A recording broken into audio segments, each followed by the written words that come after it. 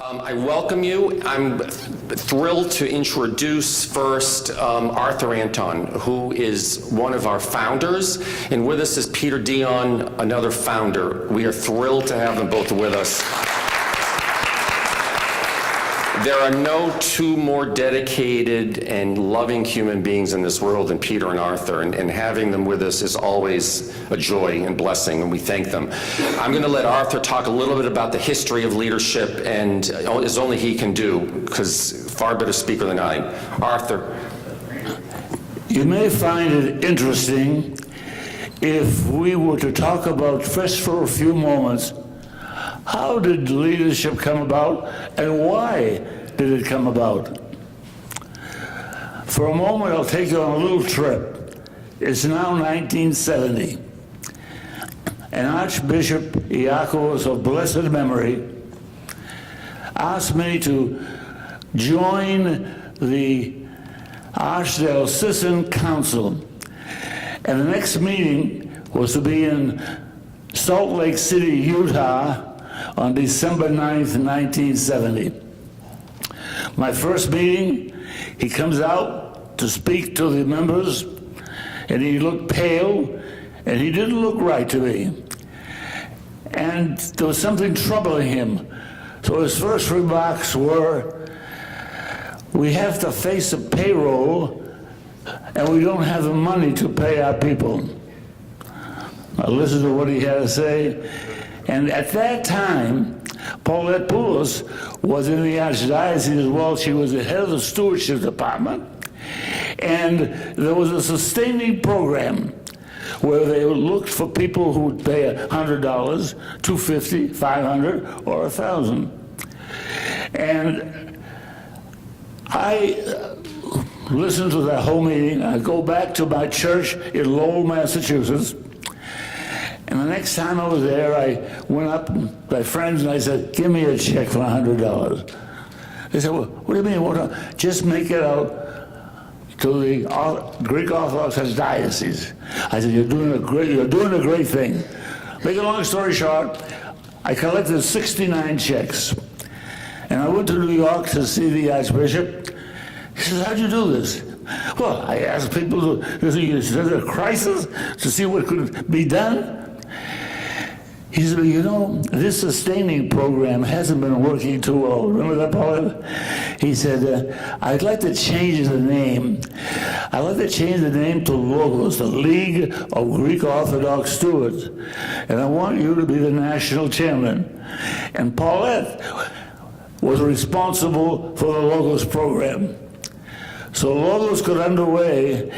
And with the Archbishop, we traveled all over the country in people's homes and different meeting houses and so forth. And I was blessed to serve for 10 years as a national chairman. And by 1982, we were giving the church $1 million. Now, as we were meeting on the Archdiocese with my good friend Peter Dion, and my very good friend George Chemples kept on saying, you know, the parishes are being burdened. We're not getting enough money, and we can't force them to give us any more money. Look at what they're giving now. What we need to do is think about seeing the people who have been blessed with much and ask them to come and join a new organization. Let's call it Leadership 100. And ask for $100,000, $10,000 a year for 10 years. And I remember Peter, George, and I going into the room of Archbishop Iacovos. He's sitting on the chair. We had to get permission before coming to make the motion at the council. And he says, if you can find 10 Greeks that will give you $100,000, God bless you. And that's how Leadership 100 started. Every one of us are the original 7 founders.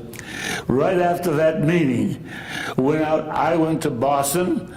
at the 57 restaurant. I invited 25 people from who I thought were in a position to become members. Archbishop Yaakov was there, and we got 18 members that night, right off the start. Peter Dion from New York, and great restaurants in New York. And I don't know, the first meeting was 20 people that you had gotten. So it wasn't long. Then you had George Kokalos down in Phoenix, Arizona, and it was a drive to go ahead and make this a success. We reached 100 people very, very quickly, amazingly. And then people wanted to change the name to 100 Leadership 200. And Peter and I said, no way, this is Leadership 100. And if we even get 1,000 people, it'll still be Leadership 100.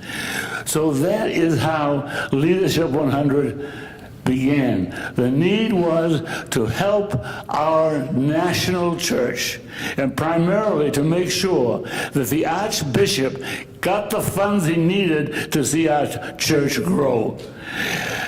So as a result, you're here tonight because you've become new members.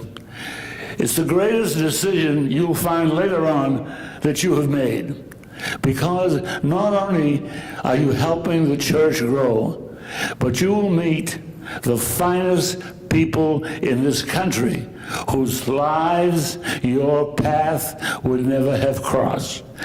That is the great thing that is about Leadership 100 members and membership. Outstanding people. So as a result, I welcome you. I certainly hope that you're going to feel the same way as I feel now, and that you will give it all you take, but you've got to be part of it. You've got to go ahead and really feel that Leadership 100 is here to stay. Thank you. And to Arthur's point about the people that you meet, Mr. Dion and Mr. Anton are really like fathers to me, and I would not have the love that I have from them and for them had I not been in this organization. So I feel truly blessed by that, and I wish them many, many years. I'd like to call up Tarsi Georges, who is an incredible woman who has traveled the world and has vast experiences, so ask her about those. But Tarsi has volunteered years ago to head up the new members committee, and it was an important function, and she has done an outstanding job. Tarsi, I'd like a few words to hear your thoughts. Thank you. My husband and I have been members of leadership for a long, long time, but you know, you talk about 1970, I mean, I don't even remember where I was, but 1970, the Greeks didn't have any money. You know, they were working hard, you know, they had some money, but now we have become a dynamic force in the United States and around the world. I mean, I go to Australia, and they don't have the members of parliament, but they don't have the money that we have here. And we're just, this organization is not only to protect our church and our heritage, but it protects your children, your grandchildren. They belong to something that is, with 350 million people in this country, we are our own little force. We don't want to assimilate with all these people that are getting into trouble in the drug situation. You know, I feel very comfortable that I'm Greek Orthodox and my grandchildren are going to the Greek Orthodox Church. So, welcome. It's really, I think that you're going to love being here. And there's some very nice people. You know, just extend yourself, don't be shy. We're great. I mean, we'll dance, we'll sing, and we'll collect a lot of money to take care of our situation here. 2 million Greek Americans that we have to, it's a mandate. So thank you very much for coming and joining, and bring your friends, bring your children. We do have a youth program. You know, they do come in and they have a great time. They really have a great time. And they love meeting their own kind. My 2 oldest grandchildren went to the Ionian village about 2 years ago for the first time, and they said, "Why didn't you tell us?" You know, and they have such a great time, and meet other nice Greek kids, and they were supposed to be here this weekend, but my niece was competing in squash in Philadelphia, so they couldn't come. But anyhow, welcome. Thank you for joining, and bring your friends and family. We need you. And now, of course, no introduction is needed for Paulette, our beloved Paulette. It's really amazing. I'm looking out at you and I'm realizing that what our dear friend Arthur said, I remember when they told the Archbishop, he said, if you find 100 members, God can call me home. After they had 200 members, I said, Namivyaza said they're going for 300. Today, he would be shocked if he knew we have 1,072 members. I mean, it's unbelievable. And it's not like we're soliciting you. Some of you are coming to me or to my office. I heard about leadership. I want to be a part of it. A picture is worth 1,000 words. This picture shows that we have given, since the inception of leadership, we started in '84, we started giving grants in '89. From '89 to today, we have given $48,198,332 to ministries of our archdiocese. We are not a rich man's club. We have many members who struggle to make their payments. They don't pay $10,000 up front. They pay monthly to Dina through a credit card, and they give as much as they can. And it touches me to see that people want to be a part of this. It's not a wealthy, I remember when they first offered me the job years ago, I said, thank you, but I'd rather work for the priest, to help the priest with stewardship. I don't want to work for that organization. And someone said, why? I said, well, it's the rich man's organization. I'm not going to be comfortable. Years later, those words came back to haunt me. Because it's not a rich man's organization. It's a men and women committed to their faith, their care, their concern, and their love is so evident. We transform your dollars into ministries. Every year I meet with the senior class of Hellenic College.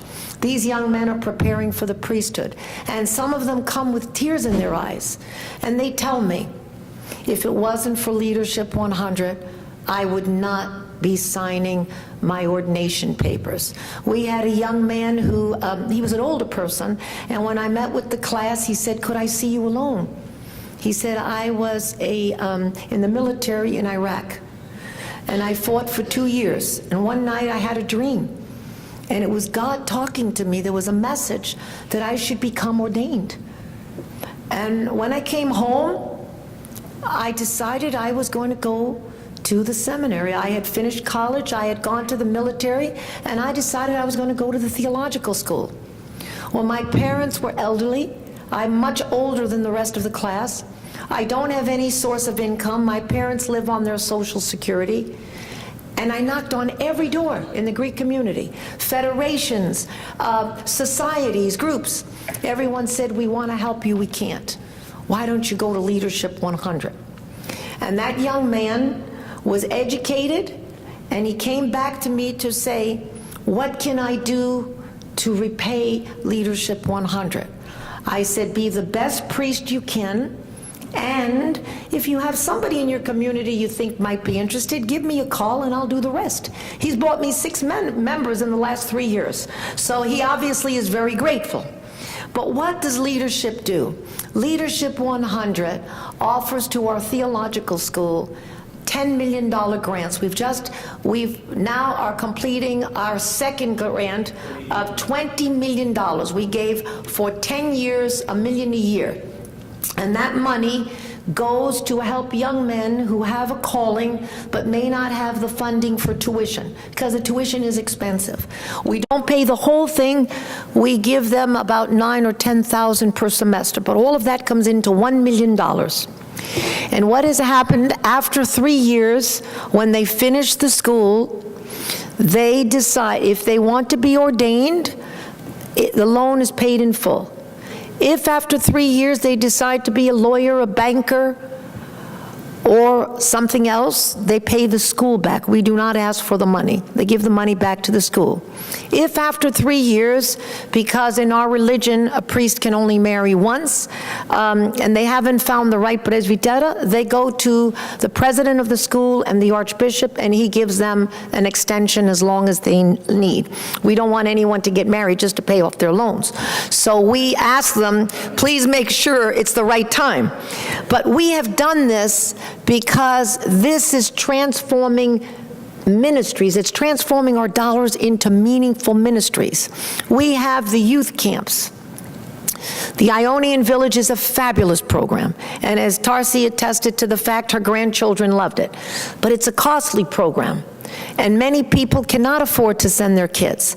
So we decided, the Leadership 100, through the grant committee and the executive committee, we decided to give $30,000 to each metropolis and to the direct districts, so that's 9 altogether. That's $270,000 a year. They each get $30,000, and that money's used to help kids in their metropolis who want to have a week in a church camp, in a church surrounding, and parents have sent us letters saying, you have no idea how that has transformed the life of my son or my daughter. They loved it. They've made friends. They now want to go to church on Sunday. It's a whole different experience, whether it's in California, and I just met this lovely couple from California, or whether it's in the Midwest, it's in the Detroit, or in New York, the St. Paul's camp, which is fantastic. When Father Elias finishes the camp, he already has a waiting list for the following year. That's how great the camps are. In addition to that, we have offered money for the IT program. When I first went to the Archdiocese in '65, I was going to stay a year because I wanted to become a CPA. And when I walked into the Archdiocese, they said, the woman at the desk had this, "Diocese, may I help you?" And I thought, oh God, what am I going to do here? I thought, I'll stay for a year and I'll leave. But Archbishop Iakovos looked me in the eye and he said, Paulette, we are not an immigrant church. Don't be fooled. Once you come here, you will never want to leave. You will meet people and you will have experiences that you never, ever expected. When the Archbishop was ready to die in 2005, at 94 and a half years old, he said to me, do you remember what I told you when you first came in '65? I said, no, I have a good memory, but not that good. What did you tell me? He said, I told you never have an education or an experience like this. Was I right? I said, you were right. I met kings, queens, presidents, traveled all. But you know what? The nicest thing for me was the people like you that I've met, because the Archdiocese is one family, and Leadership 100 is part of that family. We do not give money to museums. We do not give money to outside purposes. We give money to support and nurture the ministries. As Arthur said, we don't want to be a burden to the parishes. The young man sitting in the middle there is Lou Kirkus. Lou Kirkus, Lou, raise your hand so they can see you, is our new finance chairman at the Archdiocese. You have no idea what kind of a burden. Well, those of you who were here this morning would have heard it firsthand from George and Lou. But there's been so many, since they've come on, problems, but they resolve these problems and the church is moving ahead. Leadership is going to continue to give this grant money. We are going to continue to support the ministries of the Archdiocese because that's what we're all about. And in addition to that, we network. When you bring your children, many of our people hold prestigious board seats on higher level of institutions, and your kids may want to go to a special school, and they call me or you call me, and I call the board member who's in that area. We got kids into Boston schools, we got kids into Vanderbilt, we got kids into Georgetown. So we help each other in that area. But more importantly, we help the church. We have a grant committee that meets and we discuss each and every grant proposal that is sent to us from the Archdiocese. John Sitalides and his committee do a great job. They review them. They make their recommendations to the Archbishop and the Executive Committee, and then the Executive Committee makes a decision which grants they want to accept. In addition, we have an audit committee.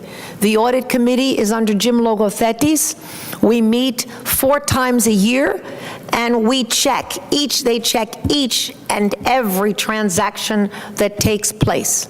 We have an investment committee that meets every month. I sit on all of these committees, so I hear firsthand what happens.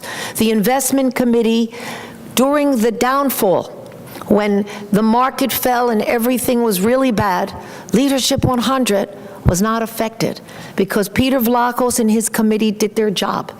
They treated that money very, very cautiously.